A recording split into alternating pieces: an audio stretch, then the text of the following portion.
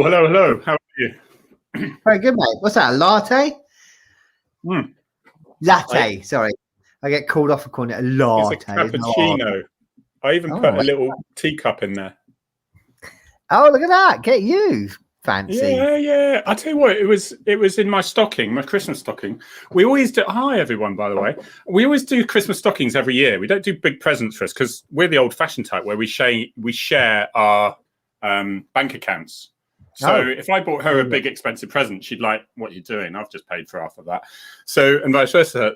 So we do stockings, which is really good. And that was a little £3 spinny thing with different designs.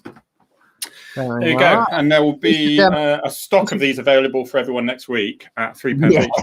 £4 each. Sorry, did I say 3? Oh, that'd be nice. Sean likes his coffee. Sean Dilly, my friend, our friend, he's got a very nice coffee machine, and he buys very expensive coffee to go in it as well. Does it make any difference? Because I love we always have a cafetiere and we have the machine stuff, but we don't have instant stuff. I mean, I'll say the machine that he uses is incredible. Although there's only so far really you can take the coffee beans for me, because I like coffee, but I'm not a massive coffee fan. I can only do 2 a day, otherwise I start.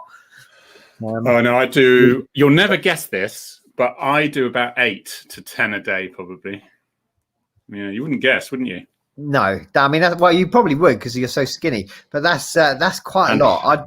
I wouldn't even know my name after 3 or 4 coffees. Well, maybe I'd just be a really slow. Because my son, he would be a brilliant advert. And when he eats a cake, he goes like that. He goes like this. And it's slow, and it's like you could tell he's absolutely enjoying everything of it. Whereas I'm like that. Yeah. He's so sort of. I said, don't go in the emergency services, will you, mate? Because he doesn't run anywhere. Nothing happens quickly. The fire would overtake him in the building. Oh, blimey. Well, I tend to wolf everything down, whether it's a food or whether it's drink. It comes from my days when I used to work in catering, where if you got a 5-minute break, you had to do everything. And back then I used to smoke as well. So you'd have to have a cigarette and a coffee and eat all at the same time. And then you'd get called away. So you'd never finish your cigarette, that's policing, isn't it? Coffee, and you'd never finish your food. It's a bit like policing. Yeah. You could have not a job all day, and then you'll have your meal break, and that's the time. It will click off. I'll tell you what, who we've got today.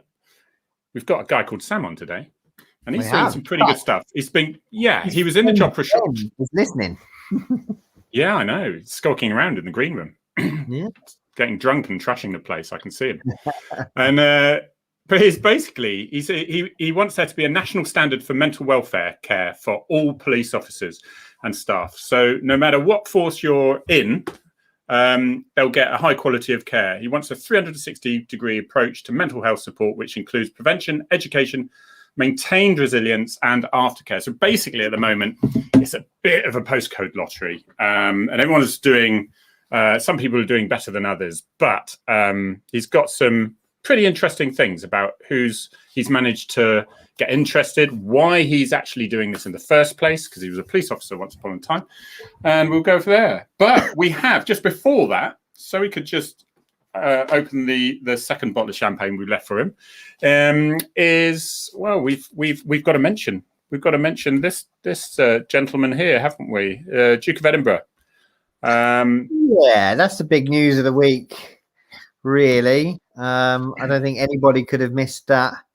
Yesterday, the Duke of Edinburgh sadly passed away. Was it 2 weeks before his 100th birthday or something? June, I heard, that it was. But then he might have changed his mind, I suggest, but he famously said that it must be the worst thing in hell to live till 100. So he got his wish in a way, in a kind of nice way. But I tell you what, you just think 99 years old. I was lucky enough on VIP to work with him probably about 8 or 9 times, and and once you knew he was he just said it as it was, and he was no messing. And some people hearing it for the first time might think, well, that's rather rude, But he really was. It was just the way he was. And if you actually said to the team, "All right, we've got another visit coming up next week," they wouldn't they wouldn't. And they say, who is it? And they go, Duke of Edinburgh. And they go, yes, okay. Because they knew it was going to be a... Yeah.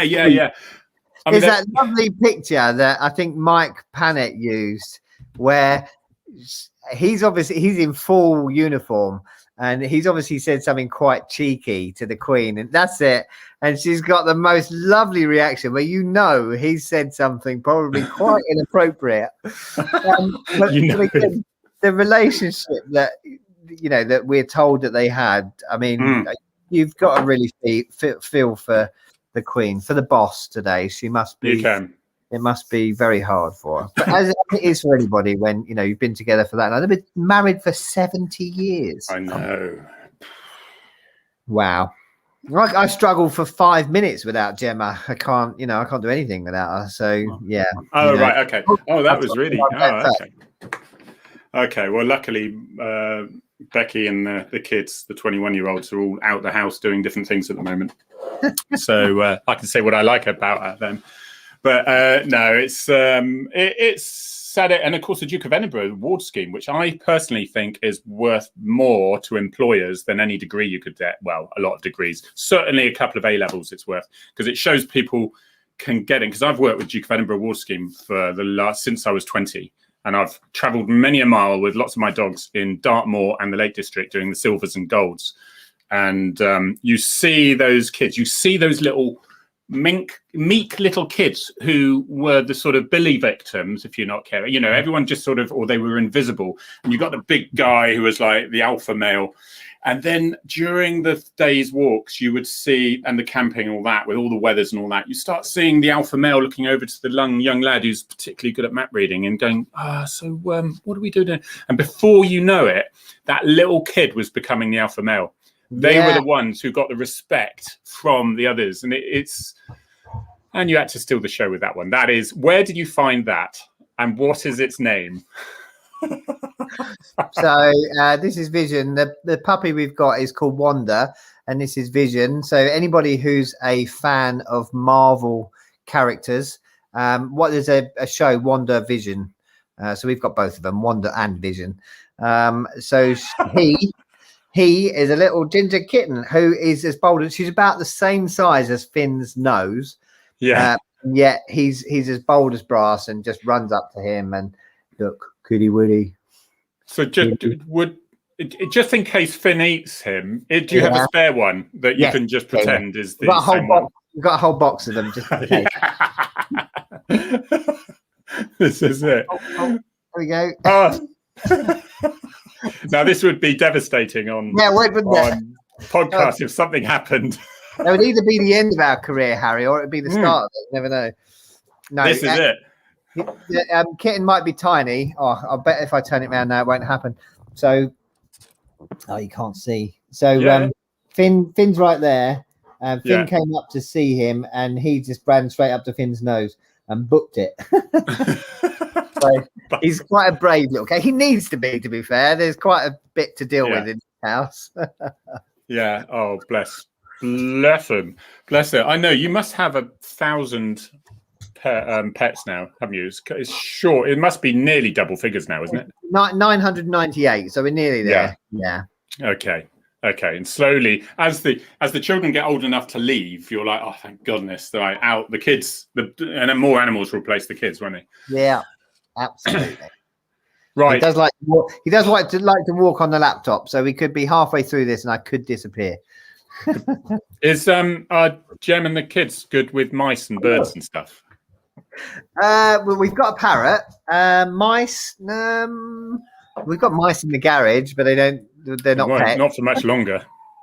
Not for much longer. I've got a friend of mine's got a ginger cat. I don't think it's just because he's ginger, but it's just like about 5 mice a day, it seems. It's just, that's why the reason my wife can't have them. But anyway, welcome to your menagerie and all that. Shall we bring Sam on? One more thing. Before Sam comes on, what's the date today? So before we see each other next week, fingers crossed, Finn's Law Part 2 will have its second reading in the House of Lords on Friday. We're not quite sure what's happening with the official mourning, whether that stops anything. But at the moment, we think we've still got the second reading of Finn's Law Part 2 in the House of Lords, but of course that could change. Go. Okay, lovely job. Well, I'm going to introduce Sam. He's an ex-police officer who left policing back in October 2019, so not so long ago, due to a decline in his mental health due to trauma of the job. Since leaving, he's created this campaign to get better mental health welfare and support for all police officers in the UK. It's called the Green Ribbon Policing. So we'll just bring him on. Welcome, Sam. How are you? Hello. I'm good, thank you. Hi, both. And do you know, all this time, Sam, I had to say, do you know what? I don't know his surname because you don't actually use it on your, and I should have, I didn't see on the profile. And that's Sam Smith. It's not the most original surname, so it's not. I'm going to get rid of that thing that's blocking me because you can't have enough of my face on this thing. That's it. There you go. That's better. So, Sam, welcome. For Dave, Sam, Dave. Hi, Sam. How you doing? I'm good, thank you. Nice to meet you. Yeah, you too. It was Ben Pearson who'd been on here previously, and he said, Harry, you've got to have this guy on. He's got a good campaign going. He's starting to get noticed by MPs and things like this. But tell us, before we actually go into what is it actually? What's your stage at the moment? Where are you now? What is this campaign? So right at this second, the campaign's at the point where we are effectively trying to, I guess a bit like Dave, change some laws. Or I guess put something into legislation or make something accountable. So what Green Ribbon Policing is trying to do is to get a standard that is mandatory, so it's not an optional, and I would call it a minimum standard that all forces in the UK have to comply by. So this whole postcode lottery, this whole pick and choose what you want to do around mental health isn't the way we're doing it, and it's we've got an absolute, like every recruit deserves to go and be given the tools to succeed, just like in a way I did, and unfortunately I didn't get those tools to succeed, and because we know they exist, I want them to be legally binding, that we would expect that for everybody. Because at the moment it's just advice for everyone, and we need to really push the mental health side of things. I know my force, they put a lot of changes in police stations. There was things like there was quite a lot on the welfare and that side of things, and that originated from Oscar Kilo or something, wasn't it? That the government set out, but it wasn't law. People would pick and choose, and they'd have it was a postcode lottery, wasn't it? Yeah, so effectively, Oscar Kilo are the National Wellbeing Programme. I think there was several £million given from the government to the police to set that up. Nothing wrong with Oscar Kilo, but the problem is effectively it's I guess a website. It's lots of suggestions. There's got wellbeing vans, but when you put a lot of those things into practice, they don't always work all that well. And the effectiveness is we've got hundreds of thousands of officers. Every single person, they're massively overworked. I think the John Apter, the national chairman of the federation, said the other day that if the public think that we've got more officers, that's not the case. We've got no officers really. Effectively, we need something a lot more robust, because there is, ideally for things like you should get like trauma briefings and stuff like that. Now I was only in for 3 years, but I never had a trauma briefing, and I certainly experienced trauma, and that's effectively where we've got a problem. There's no consistency, and Oscar Kilo's great, but we need something a little bit more set in stone, something that can't be taken away. I think you've just hit the nail on the head there. Even if you didn't do a job like us, even if you didn't do a 999 job or a military job, if you just had, if you had an office job, we still struggle with our mental health. We still need support through it. But the job that we do, we're going to these jobs. So just the other day, me and another colleague had to literally run through motorway traffic to stop a woman from killing herself, and we didn't have a briefing after that. We didn't have a debrief after that. No one sat us down, no one asked us if we were okay. It was straight on to the next job. There was no pause, and that sort of thing. You do think, blimey, that was close. Either I could have been seriously injured or she could, but there was nothing. It was onwards. On you go. It becomes normal for police officers, so that to use quite, I know it's a surreal thing to do. I mean, most people, the idea of having to run across a motorway would just be like insane.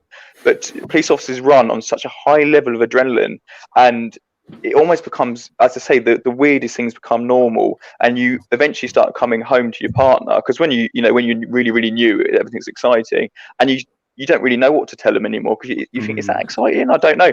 And that's really shows you how intense the job is. And of course there's an element to professionalism, and you kind of know what you take on, but it doesn't mean we're human. We still have feelings, and had that woman been killed in front of you or hurt, you would have felt that. And effectively, we should be giving everyone who walks through the door to want to serve as a police officer, to help people, the best tools. I always describe it as like, if I said to you, Dave, right, when you go in next, you're not wearing your stabby because we're defunding them, they're really expensive, you'd be like, really? You'd be like, yeah, that's, and then you got seriously hurt, there'd be a problem with that. People say that's barbaric, that's ridiculous.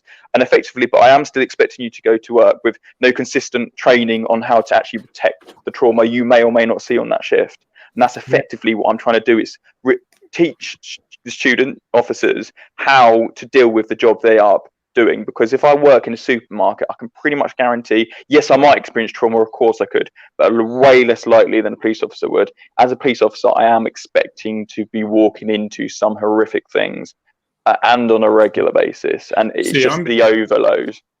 I'm getting messages that I'll be dealing with someone at the moment who's a police officer who is on the brink of actually leaving their force, and they hadn't been in very long. And I won't say the details because I want to, but it was one major incident, and had some physical injuries, and the force and he were dealing with those physical injuries. And it was only afterwards, and a relative of his contacting me privately saying, can you just give him a bit of a help and advice, because he's got some real mental health issues now that's occurring, and he hadn't been in there very long. And I think because the police were there, so, well, you haven't been here long enough, you're not going to suffer from stress yet.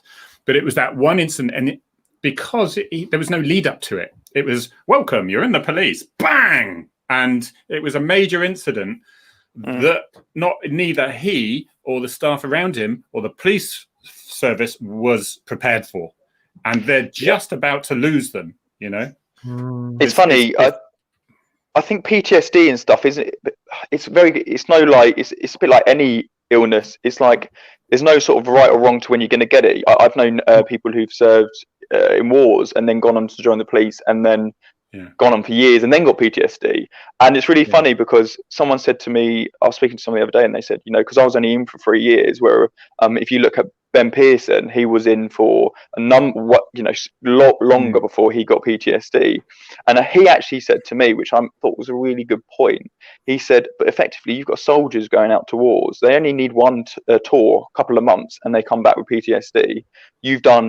I've done 3 years, that's days and days and days of repeated, quite often, trauma. And it's all about, you'd never know when you're going to get it. I mean, I think the thing that got me was the amount of deceased people I encountered in quite graphic. And I remember my first one very well. And it's interesting you mentioned the point about that person sort of just being thrown in a short period of time and suddenly, they've got it. I remember my first dead body was not of what you'd normally expect. It was really badly decomposing. The parts were falling off because it was so rotten, and it had been left in this hot flat, and it was horrific. The smell, the taste, even in the air, and that is something I will never forget. And I just had to deal with it. It was like almost like, man up, mate, because this is your job. But no one prepared me for that, and I never got debriefed. And I don't know if that was the start of me thinking, God, And it's very different for different people. It's not like you're an apprentice electrician, and so for the next 6 months you're going to be working on building circuit boards or rewiring a house, and we build you slowly until you become an experienced electrician that can do everything. In policing, you could go 10 years having never seen a dead body, or you could go to dead body after dead body, to train crash, to you could be really front loaded in the first year or 2 years of your career. And that affects you forever. And then, others of us seemingly tend to bottle it up because, like you said, man up, that sort of thing. Because that's almost what you're told to think to do, isn't it? It's really weird. It's like that man up is probably a terrible term, really. But effectively, I thought, well, that's, I should be tough because I'm a police officer, all right, sort of thing. See, And then that's kind of the stigma, and that's why you keep your mouth shut, and then that's why it, you know, it's like everything is ideological, isn't it? Ideological. And well, you know what I mean. It's everything is either black or white. And now the trouble is there are situations where it's like, come on, let's come on, pick yourself up, let's do it, you know. And now you can't do that because there's the other side of the scale, and then somewhere all bleeding along. And I think the best phrase I heard was "man up" actually means man down. And I think it's a very well put thing there. And it's the trouble with everything. And there's nothing sort of middle, left or right of centre now in politics. You either believe in that or you believe in that. And if you believe in something in the middle, then you're nobody. You need to make up your mind who you're going to follow. And it's like that with this even, you know. And I wish we could be a little bit more honest to say to someone, yes, you need a bit of a kick up the backside and get on out there. But something like this, that's different. That's different. That is there for the grace of God is how we react to that. I also think it's the way we perceive, like, okay, so say we had to keep the term man up. Well, let's change what man up mean. Man up should mean that we accept the accountability of our health and that we're doing a tough job. And for that, we need to look after ourselves and recognize that, you know, we are going to get points when we're stressed and need help. And we need to look up, because the attitude almost is that if you want to be a police officer, you know, yes, you physically got to look after yourself and wear your stabby and all that stuff to make sure you don't get hurt. But mentally, it's almost like you should already be tough enough. So therefore, you should just have it all thrown at you and just walk away from it. Effectively, that just doesn't exist. And I had a conversation with someone from the College of Policing around, are we recruiting the right people, sort of thing. And I said, well, yeah, I think we are. I think actually it's not about them being too weak. They're just normal human beings. We're all the same. It's about us.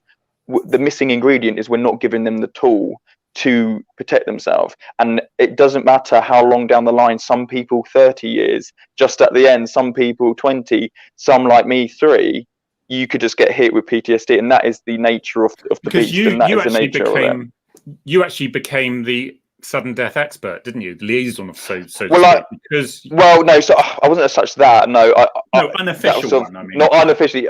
Our team were very good at doing the coroner's reports, and our team was very highly sought after. We're a really good team. We had a really good team behind us, and I think because of that, I just seemed to always be there and always get sort of like, oh yeah, Sam, you can do it, because I think it was like a trust thing that you can write a good report, and it just felt like I was always getting them and eventually going to them a lot on my own, and it seemed to say, you mentioned, Dave, you don't know what you're going to... I saw a lot of dead people in a very short period of time, whereas maybe some of my other colleagues hadn't. And I actually remember being at one we went to, which was a really griefy one, really like, you know, gross and, you know, and almost not reacting. And my colleagues were like, who hadn't been to one like that before, almost like going white, finding it hard not to gag. And I remember thinking, oh wow, I'm some sort of like immune person. It's effectively, I'd just seen so many, I'd got a bit immune to seeing horrific, you know, rotting bodies. But then I started, sorry. I was going to say, you know, you're making some really incredible points. I think it's something as a nation we need to get better at. My mum suffered with mental health throughout her life, and certainly the second half of her life. And it was very hush hush, and you couldn't tell anyone. You couldn't tell anyone she was going to a doctor's appointment. You couldn't tell anyone she was on tablets, and you couldn't. And it was just unacceptable. But everybody has mental health, whether it's good or bad. Everybody has mental health, and it needs to be talked about the same as I've got a thorn in my finger or I've broken my arm. It needs to be the same. If everything's too much, you need to be able to say, I need some help. I suffered with PTSD, and I openly spoke about it after Finn's incident.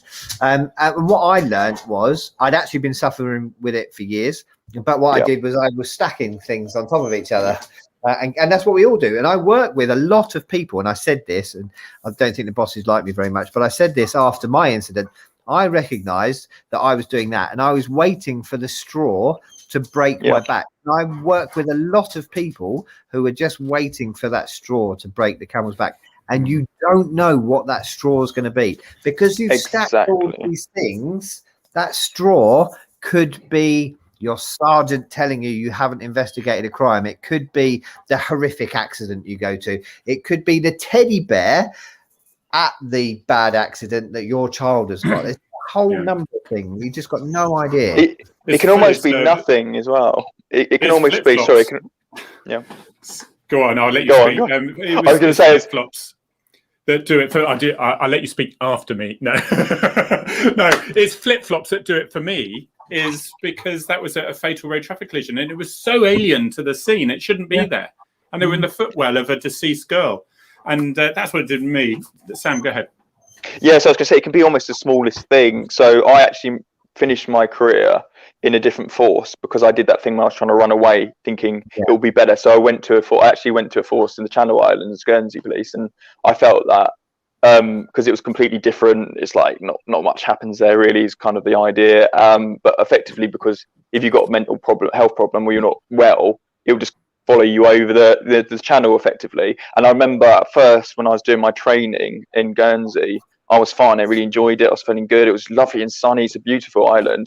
And then as soon as I started policing again, I went to the house of someone, and I remember it's the smell. I think it's the smell I refer to police. It's the smell of someone who's an alcoholic, very strong smell of alcohol and cigarette smoke in the air. It's just I can't describe it. It's the smell I really recognise, and it just brought me back to everything I'd done in my previous role as an officer. Amazing. And I just felt like I remember going back to my partner home. I said, we'd uprooted our whole life to go and live in Guernsey. I'd got permits and all sorts, and I said, I can't do this. I can't do this job anymore. And you know, eventually we kind of went back and potentially lost everything and rebuilt ourselves. And you know, the whole idea of being weak as well is stupid, because I feel stronger than ever now. I feel like, you know, I've got something that a lot of new recruits don't have, and that's knowledge about how to protect myself.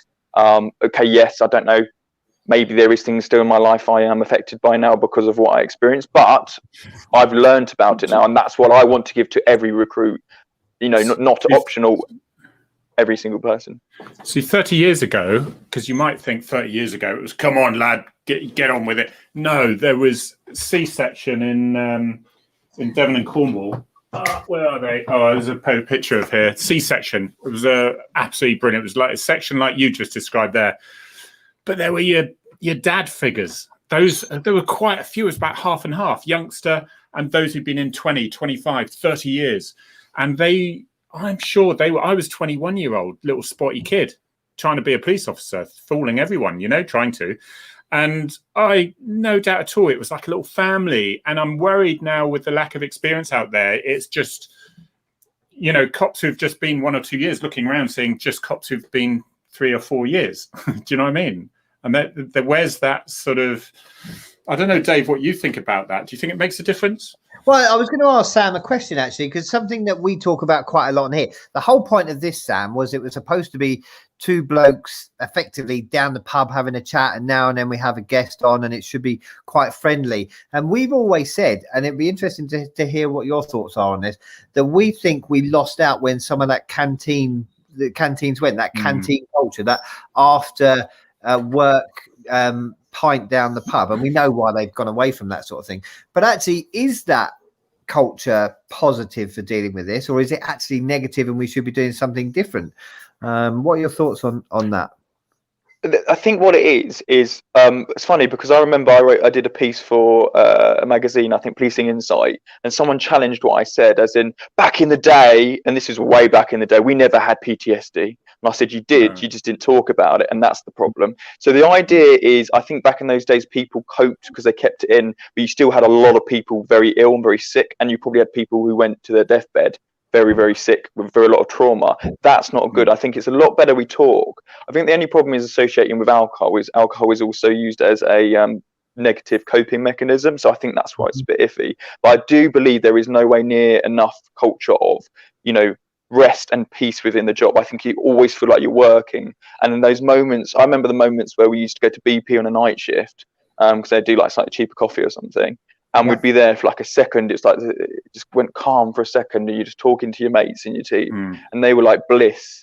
And then off you go. Something is in your ear, and your coffee's down, or someone looks at you and they're looking at you as though you're lazy, and it's So I do think it's confirmation.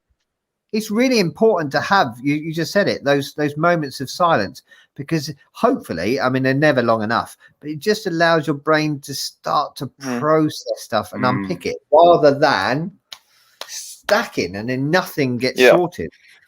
And I think that's where we were better off on the armed response unit, where you've got 6 guys and girls, and it was easier to arrange a walk on Dartmoor with the dogs, you know, and I'd have a little route, just an hour and a half out, an hour and a half back. And it was just, and even it was just easier to talk amongst yourselves, and you sort of experience, you train together. So it was, so I worry for those people who are in the limb, like people who lived in working in these small stations where they might not even see a colleague all day, and God knows what they're dealing with.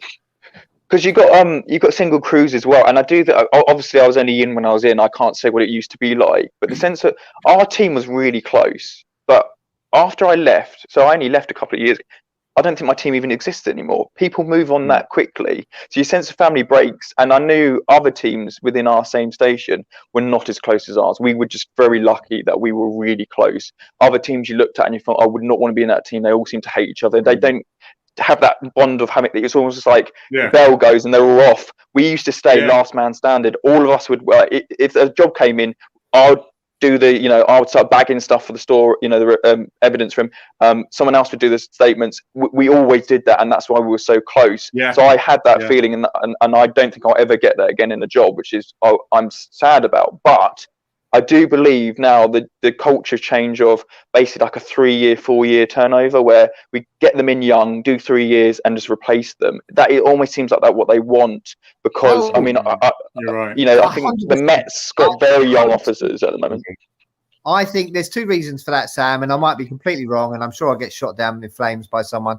But I think they not only do they not want the expensive pension at the end to pay out, but actually they want to get rid of you before all of this murky stuff starts settling in. So I think they want 5-year cops. I don't think they want anybody longer than that. I agree. I agree. And that tends to be as enticing with the degree system. It's very enticing to come in, and now, Dave, you can imagine it used to be, well, I wouldn't risk my pension on that. I say this because it was it was a better pension, and it kept you on the straight and narrow without, even if you'd seized the car and it was like a nice car and you think, I'll take the long way back to the station. It's like, I wouldn't risk my pension on that. Thank you very much.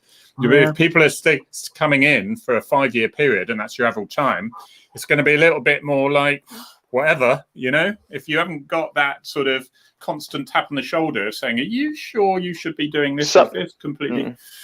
You always get your few. You'll get your few who filter up and get those better jobs, and you always get some. But I do believe, like police officers. I mean, I'm only 29, but police officers look so young now. When you see the new recruits on LinkedIn and stuff, and I'm like, oh my god, they make me look old.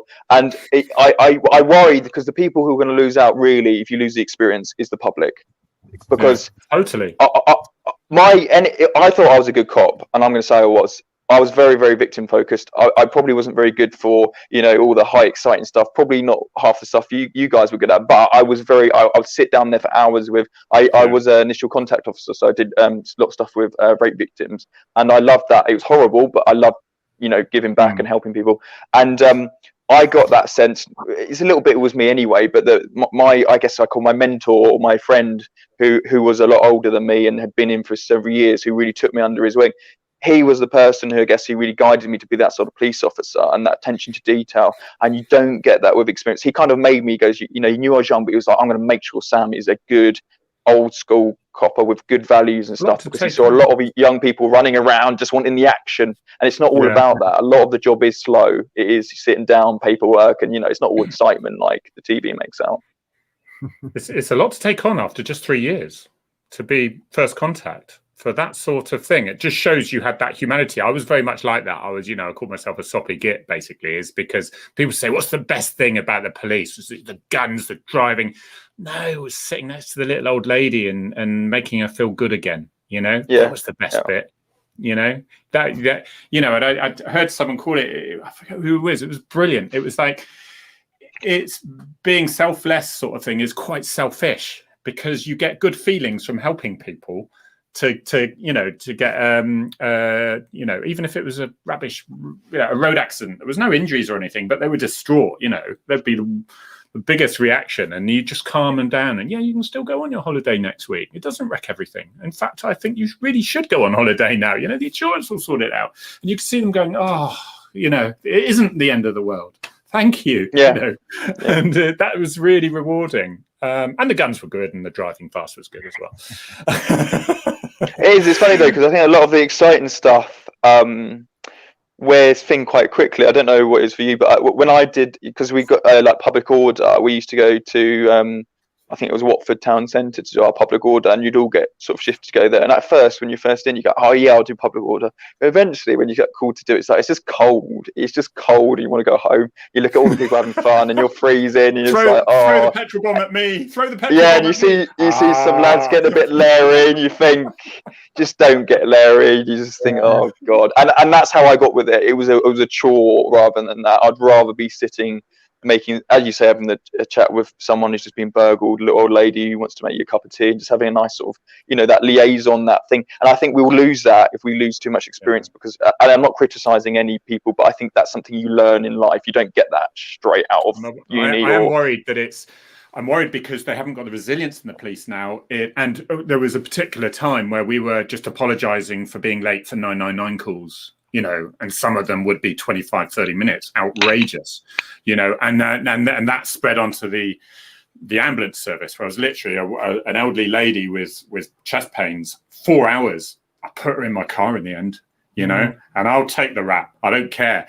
And because she needed to go to hospital. And the fact then, because there's delays with the ambulance through absolutely no fault of their own, it meant that I couldn't leave the scene, which meant that it was a nightmare. So I hope, you know, is it going to be the case where youngsters are going to be, right, go, move, next. And you haven't been able to spend that time with people to maybe break the cycle of why you've had to go in the first place.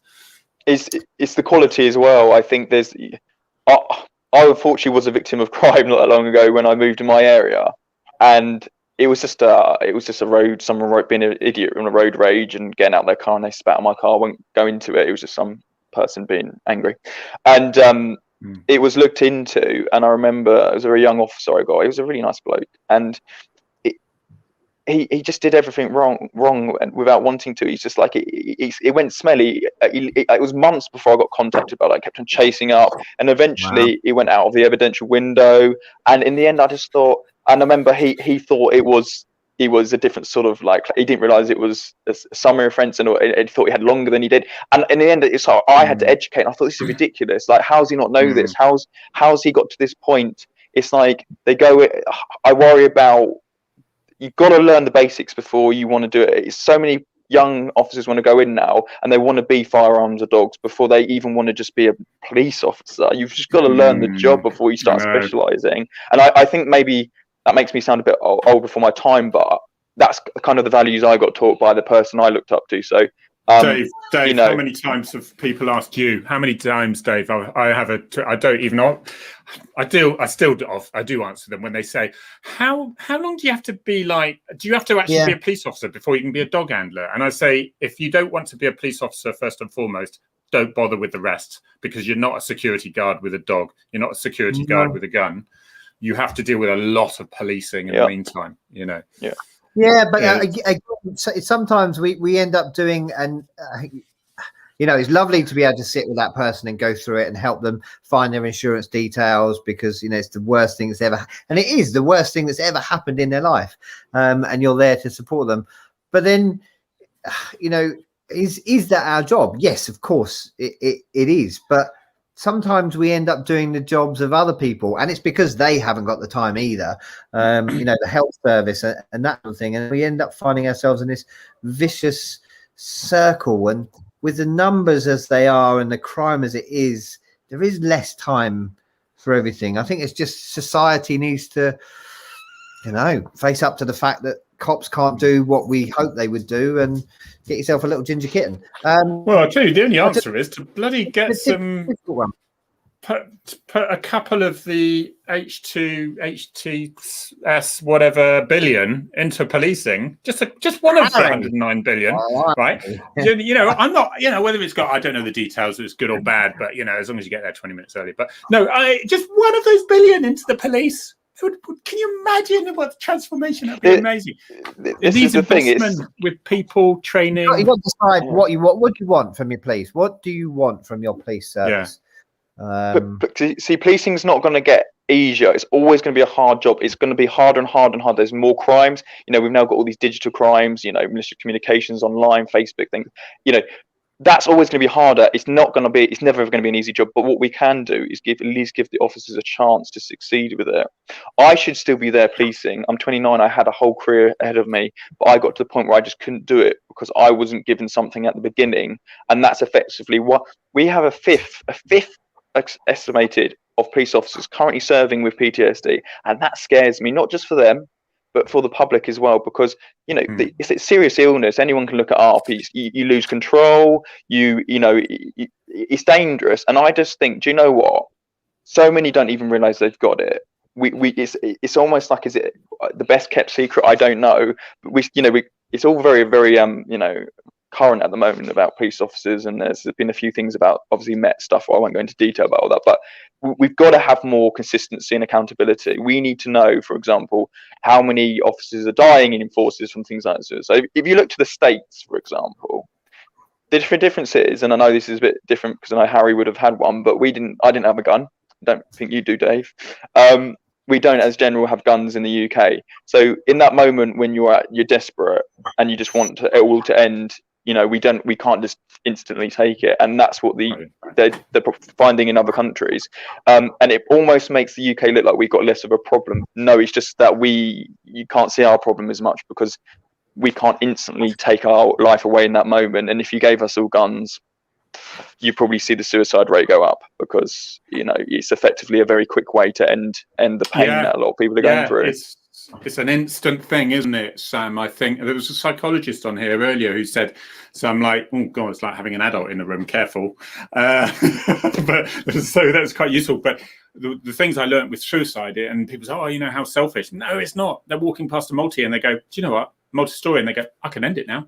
All my troubles will be gone.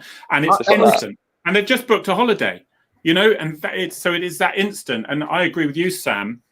The more firearms side of things it's that availability. It will definitely go up, I'm sure. I was saying 4 years ago in interviews that I think after our incident that I think PTSD is the next big scandal in policing, and I stick by it. I totally agree. So that's amazing. I didn't know you'd said that, and that's way before probably even my time. I think Finn actually retired the same year as I joined. So there you go. Yeah. But it just shows you, and now this is what Green Ribbon Policing wants to be. We want to be the voice to start getting it a little shaken up, because people can pretend it's not going on, but it is. We've now got some, Cambridge University has done some research. We've got some research behind it. We need to start having some accountability, not just for the police officers, for everybody. We need to have good police officers. We've got good police officers, but we need to keep them good. A point that you made early on, Sam, and it's something that I've said as well, is a lot of these people are not suffering with PTSD. They're suffering with TSD, if there is such a thing, because it isn't post. It's carrying on. It is about, the fact that, I've spoken about the military before, and it's certainly not to belittle them, because what they do is incredible and the stuff they see is horrific. But they go on deployment for 6 months and then they come home, which I'm not saying that makes it any better, because I'm sure it doesn't. But we're always on deployment. We never get that break away. You never get that time off. You get that. It's your whole life. Yeah. Exactly. Yeah. So you never get away from it. So it's not post. It's continuing. It's carrying. And is this another reason why police officers, again, private people who contact me, and a lot of young officers as well, really, or people thinking about joining are really worried about that. And that's what this comment is about: too much negativity in the media and little public support from senior officers, so much pressure. And I think that's just got to be yet another sort of, yes, I know I'm not worthy to ask for help. I shouldn't be feeling like this. Everyone thinks we're rubbish. And I know a lot of police officers where I am, we're just like in the mid thing where all these protests and all the police and all that. And the police officer just like, I'm going to keep my head down. I'm just going to do what I need to do with my colleagues and sod the rest of the world. And quite right. You have to think like that sometimes. It's until you're out of, because it does go in phases. And I'm sorry to say, but it was a terrorist attack tomorrow. The police would be heroes for another week. And it's a week. Yeah. And sometimes it's less than a week now. Yeah, amazing. Our police are amazing. They're amazing. All the media say, oh, they're amazing. How brave they are. Look at this. And we're so lucky. And And then all the cops are waiting for the first negative report. Oh, there it is. Well, oh, 5 days this time. I certainly didn't join. I'm sure you didn't join to, maybe police a pandemic and close down gyms. That's the narrative. The police need to go to the gyms because they actually want to keep fit, because you've got horrible people trying to hurt you all the time. But that effectively, that's how a lot of the media did it. I did a very short little bit. I rung into Talk Radio because I was doing a COVID cops, something like with it, COVID cops lost control. So it's not the cops who've lost control. They are literally enforcing the laws of the land that they have to. Police officers have to be neutral. If we all decided what we were going to police and not police, it would be a blimmin' mess. And effectively, no one wants to do this. It's got to come from the government. They've got to have more control of what they want from their police, as you say.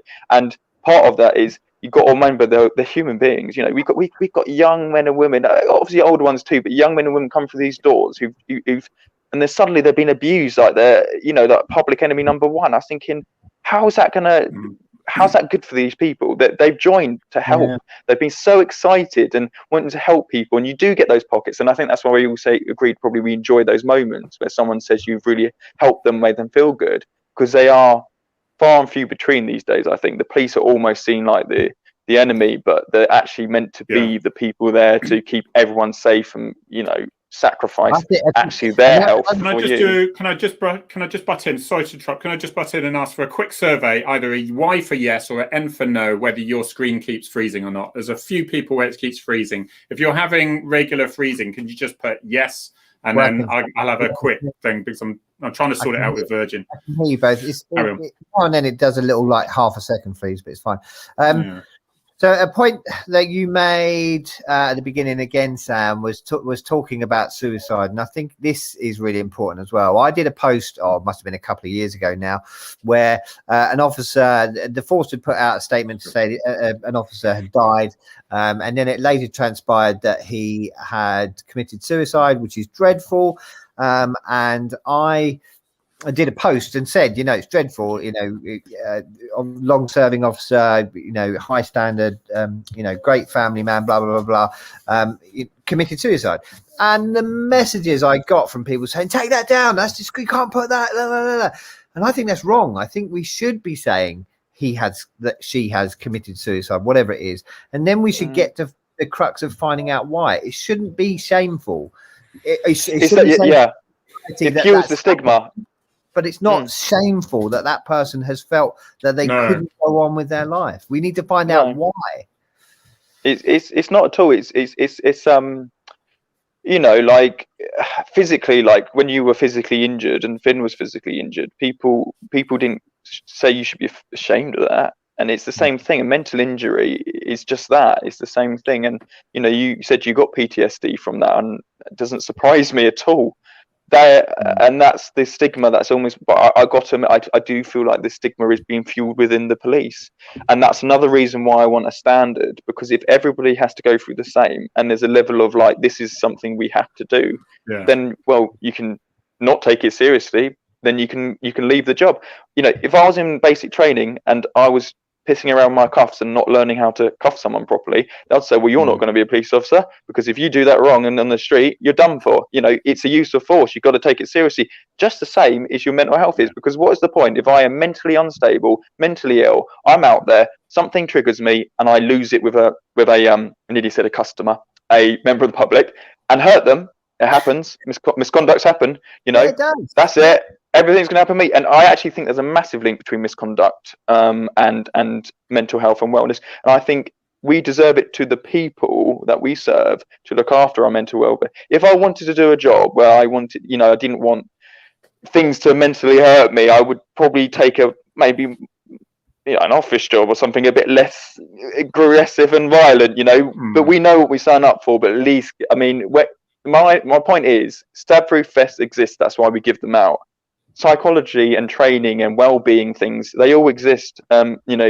Pre-stuff, prevention better than the cure. All these things exist, and there'll be psychologists all over the world and stuff who hear stuff like this, and they're chomping at the bit to help police forces. Police forces won't let them in. I know loads of psychologists who've done wonderful things. I've done some training with some of them, and it's really helped me. I'm thinking, why aren't we giving that to our officers? It's not that expensive. We lost, I think it was between 2019 2020, 150,000 policing days due to police officers not going into work because they were mentally unwell. That is like the whole of, I think, North Wales police force and staff not going in for the whole year, tax paid. That is where the money is saved. It's just ridiculous, and I think the government needs to pull their finger out, and that's what I'm aiming to do. And we'll see. A relatively small investment, they could change the face of policing. I think it's a really good analogy with the stab-proof vest and the handcuffs. Is now we've got to drag that out of the 20th century and bring it into the 21st century, because I think it's a lot. Another point you made as well, Sam, is how you go about doing it.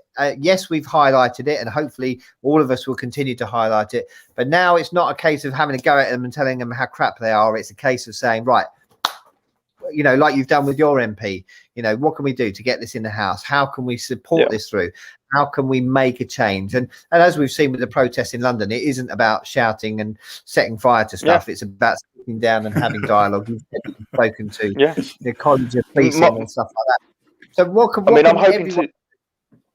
That's the thing. I mean, I'm hoping to meet Kit Malthouse, the policing minister, for a second time. I have met him before, to discuss this, and I don't want it to seem to him do me a favour or anything. I want him to seem to them that if it's something he can help me do, it should be something he's damn proud of. If he can be a part of a legislative change, which means that mental health is taken seriously as physical health in policing, and it reduces the amount of number of people who die, and it means we can have a start to something that, for future on, is something we then work on, and you see stigma reduce and the number of suicides reduce because it's not recorded at the moment. If that can be placed, he should be nothing but proud of that. You know, something he can really say, do you know what, even if he didn't do this or that, or this went wrong in his careers, but if you can implement something like that, you feel nothing but pride. You know, I know, you know, Finn's Law is something people are incredibly proud of, and rightfully so. No one's had any negative from that, and that's the real fact. Is this isn't a political matter, this is a humane matter. This is understanding health. Very in vogue as well. The subject is very in vogue. I am absolutely convinced now with people, if they go to occupational health and you say I'm struggling, the days are gone now where they go, oh, you know, there is that. If I'm honest, there still is, especially in the firearms world, of course. It's like there or there. You know, you're not allowed to, you know, if you're mentioned where, you know, I'm struggling, it became a lot easier then to say, do you know what? I need just time out from firearms, and people would do that. I just need it for an. And so they do traffic work, you know, which still could be horrendous stuff, but they don't want to be. What they're worried about is there's a shooting and it's all completely legitimately done, but it'll be brought up. No, didn't you 3 weeks earlier go into occupational health and say you were suffering from mental health? You needed and you were suffering from stress. And you think, well, how long is a safe period of time before you can go back? So I think the public have got to be a little bit more educated. If we didn't live in a society where we still hid away from that sort of thing, you'd be able to stand in a dock and say, and I was better when I exactly. And I felt so much better when I went back. We've got over 20,000 officers who are currently serving right now with PTSD. A lot of, I think they estimate majority of them won't know about it. Some of them might know they're struggling. Why are they not coming forward? I didn't effectively come forward when I wasn't well. I eventually got pushed. I got my hand pushed by my supportive partner and my friend. And I was originally given advice, don't go to Occy Health because that'll be the end of your career. And effectively, I've got to admit, it kind of was. Because once I opened the can of worms, it led me to move force and eventually leave. And now, you know, that's met. I'm not a police officer anymore. And that is sad to me still. But then what I wanted to do with that is, instead of just, you know, sit in my own, you know, pity, is to say, well, let's get that changed so future people can last longer than I did and be successful, and we can keep a good, proud police force in the United Kingdom. Because I think at the end of the day is, you know, if you don't like poor welfare for a police officer just means poor police. That is as simple as how we got a single thing. If we want good police, we need them to be happy people. No one unhappy and miserable is going to do a good job. It's just, everyone knows that, you know. Very right. You've got to be happy to. And at the moment, Sam, that's the problem. It's a lottery, isn't it? It's depending which force you are in. Which is why Stephanie's saying here, it's hard for others can get help and others can't. It's not necessary, but but that's just on another angle with which force you're in. And it's where, if you're a civilian and you're wanting mental health, it depends. It's very much postcode lottery again, isn't it?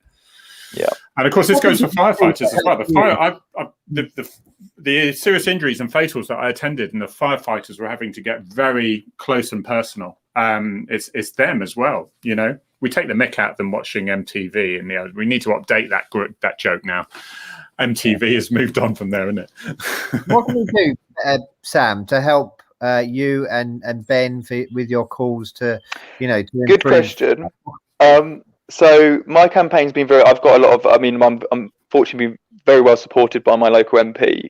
His dad's actually a police officer, or was a police officer. So he understands that, the real passion. I think that is, it's getting the biggest challenge is policing isn't that popular at the moment, and it's getting people to be on board and want the change. Unfortunately, we don't have a Marcus Rashford of the policing world who can sweep in and say, look, enough of this, we need to change this.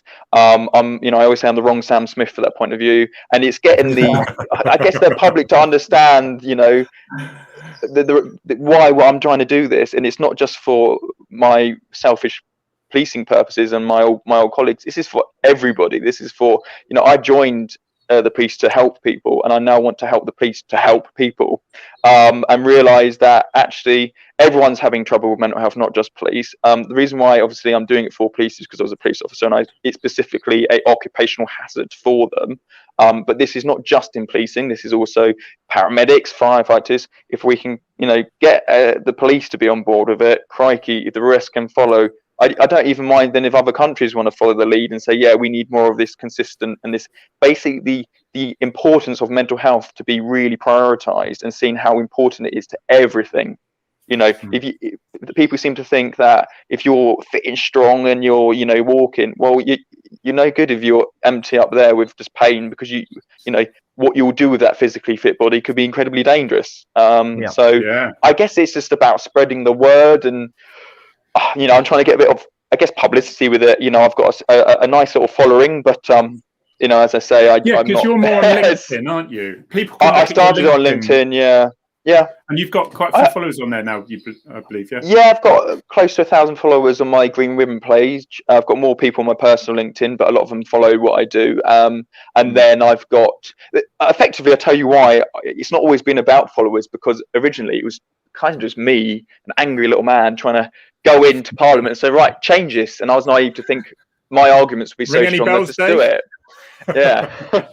So I have realized you need public on side. I want to be able to walk in my next meeting with the policing minister, and he just knows that this meeting, he isn't just giving me an answer, he's giving a lot of people an answer, and they're going to hear it, and that actually he's accountable to the whole general public, not just Sam Smith. And that's the point. I'm only representing, there is hundreds and hundreds and hundreds of officers who feel this pain. Some officers don't realize it. Yes, is there a hashtag? Can we get people to email their MP or to email the police? I did do it. Yeah, I try. If people can email the MP, that'd be good. I tried that myself once, and I got a few to do it. Also, just to sort of to talk about and ask for it. I mean, effectively, we've got to make the government want to make this change. How exactly we do that, I don't know. I thought the argument of a fifth of police officers having PTSD and more people dying from suicide than any sort of physical injury on duty would have been enough to say that we should be having equal standards as to physical health, but apparently hasn't quite changed that. Just to put it into context, physical health probably could still do with a bit of a investment, but every single force you go to, you're going to have your bleep test, you're going to have this, you're going to have that. That has now been nationalised. So PC Harper, Thames Valley Police, obviously that sad death that he was killed on duty, was it last year or the year before, that led for the policing council to get together and put their heads together and say we need more consistency. Some forces weren't doing proper first aid, some were doing X amount of hours, and some were doing shorter hours on the physical side of policing. So they've made it, the police College of Policing, I've made it a standard, I guess, or a quick curriculum. And I'm like, but what about mental health? You know, just because we doesn't have the news saying about it. You know, when PC Harper sadly died, which was awful, and of course we should have got, you know, things made better from that. But what people didn't realise is the amount of colleagues who were affected mentally from his death, the loss of their colleague. I heard several left and aren't police officers anymore because they couldn't cope, and that is the silent, you know, thing. And that's why I'm loving things like, you know, he was already known. Ben Pearson was known from being on Interceptors. Yeah. It's really good that he's being so. I don't know the word really. I say brave, but it's, you know, the word people use a lot. But really courageous and sharing and his stories, because we need people to do that. At the moment, it sounds. Go on. Sorry, yeah, because you know, really, it is this sort of hidden thing. We see police officers as strong. If you have 5 police officers come to your house to help you, one of them statistically is very ill, and that's what I want to stop. You know, I just think.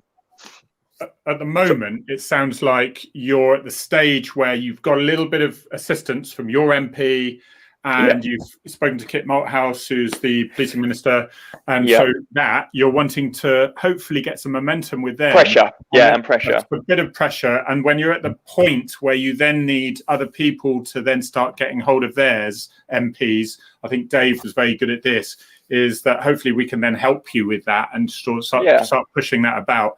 And then, you know, and I think, Dave, would you think that's the next sort of stage, I mean, really? Just from our journey, we've been campaigning for a number of different things now. We're on to the increase in sentencing for attacks on dogs and horses. It is about getting them on side, because if you go in there, we spoke to lots of MPs and ministers, and as soon as they get that abusive email, it's gone. Delete it, gone. Yes, I don't need exactly. Yeah. Or it can get lost.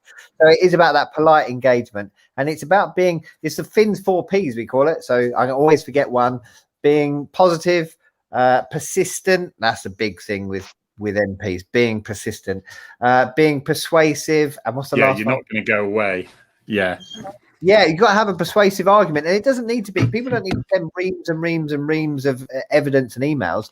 It just needs to be persuasive in their argument. And, you know, some of the things you've mentioned are really simple. The amount of police officers that are off sick with mental health issues and physical health issues, because if your mental health's not right, then your physical health's going to it's the idea of, it's called parity of esteem. It's the idea that both are interlinked and the same. And at the moment, parity of esteem is enshrined in British law in health and social care, but it clearly isn't within the policing care. And you know, I always argued as well that really we have a duty of care as employers, the police, to provide this training, because we know that it's an occupational health hazard. And are we, by not breaching the, you know, health and safety at work sort of laws? And the argument too is we probably kind of are, but no one's really going to sort of do anything about it. And you kind of have to deal with it on individual cases. So many officers do get payouts after leaving, medically retiring very early. They get paid out quite a lot of money, but you don't hear about it because they're usually, you know, hush, but and that's the effectiveness. We need to be a bit more transparent about what's going on in policing. And the worrying thing is, it can take 14 years to materialise, to show itself. PTSD, the military. I reckon if people were to talk about, go to Sam's social media accounts and look for him. If there's a hashtag, use that. But if people were to not only tag their MP on social media, but to email them and talk about Sam and his campaign, and Ben helping as well, and then ask their MP to speak to the policing minister. That's how things feel. We've had a couple. It's funny. I've had a couple message Kit, and Kit sent them the same email back, and I've been sent it back. So he's obviously got he's got a Sam Smith email ready to send to you. Good. What happens is if MPs get enough emails about a particular subject, a reply goes onto the system, and then MPs can pull it off. Otherwise, they're sending hundreds of emails. But exactly. That's why people need to be persistent, because if you keep going, eventually you'll be there. Thank you, guys. We're going to hold it there. There's a couple of things, because I've got an informant within here. It's Lenny 1972 on Twitter, who keeps saying, it was brilliant. She says, Harry, it's Finn's birthday, don't forget. And I forgot to do something. And she said, Harry, just to let you know, it's Dave's wife's birthday on Monday, I believe. Dave, are you aware of that? I am. How funny is this? Just before we go, because I know we're running over. Jem went and booked a table at the wine bar locally to us because you can sit outside on her birthday. And he'd obviously realised that I hadn't booked it. And he was like, oh, you don't need to book it, Jem. Somebody's already done it. And I'm oh, brilliant. Thank you, because I hadn't booked it. Right. Well, just to make up, instead of the credits, I'll put something on for Finn. And there's Sam, thank you so much for speaking to us. You're a fascinating person. He's very good at putting stuff across, isn't he, Dave? He'll do all right, I reckon. I think you'll do okay. Yeah. But absolutely. Thank you ever so much. Looking forward to seeing everyone next week, and appreciate it. And stay safe this week. Cheers, all. Hang on. There we go. Oh, Finn's birthday or Gemma's? It's Finn's birthday.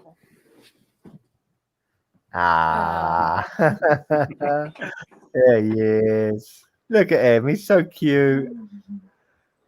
Oh. I want to go back to those days with all the tea in China.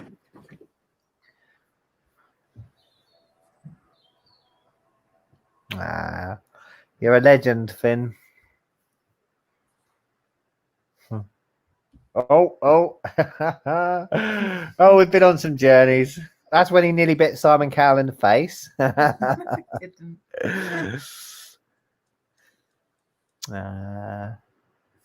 Bless him. There will never be another Finn.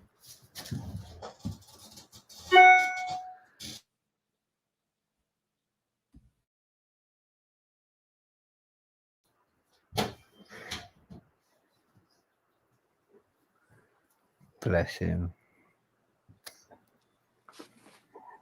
Thanks, Harry. See all the places you can go, Sam, when you campaign for stuff? No. Look, the two legends together. Look, 4 legends together. Well, that's the House of Lords on the red sofas. Oh.